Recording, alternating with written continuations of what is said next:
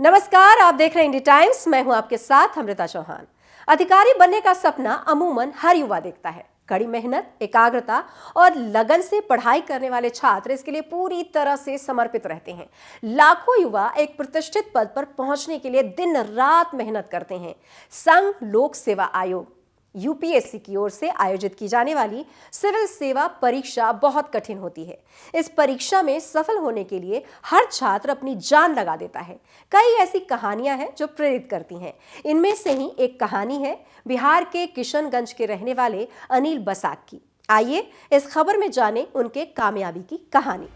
अनिल बसाक संघर्ष भरे जीवन के साथ तीसरे प्रयास में यूपीएससी की सिविल सेवा परीक्षा में 45वीं रैंक के साथ आईएएस अधिकारी बन गए हैं।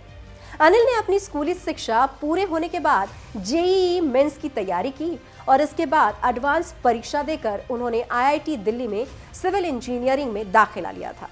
बिहार के किशनगंज के रहने वाले अनिल ने अपने शुरुआती जीवन में ढेरों संघर्ष का सामना किया। उन्होंने एक ऐसा समय भी देखा जब उनके पिता विनोद बसाक गांव-गांव घूमकर कपड़े बेचा करते थे। अनिल अपने परिवार की आर्थिक हालत सुधारने के लिए दिन रात मेहनत कर परीक्षा की तैयारियों में जुट गए। अनिल बसाक ने इंजीनियरिंग करने के दौरान यूपीएससी सिविल परीक्षा देकर आईएएस बनने का फैसला लिया। इस दौरान उन्होंने तैयारी भी शुरू कर दी थी। अनिल इस परीक्षा के पहले प्रयास में ही फेल हो गए। हालांकि उन्होंने दूसरे प्रयास में 616 रैंक के साथ परीक्षा को पास कर लिया था। वो इससे खुश नहीं थे, इसलिए उन्होंने अपनी तैयारी को जारी रखा और तीसरे प्रयास के लिए तैयारी की।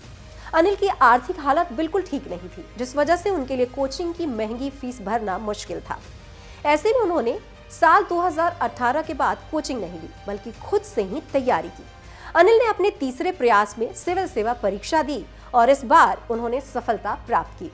अपने तीसरे प्रयास में अनिल ने 45वीं रैंक प्राप्त कर आईएएस बनने का सपना पूरा किया।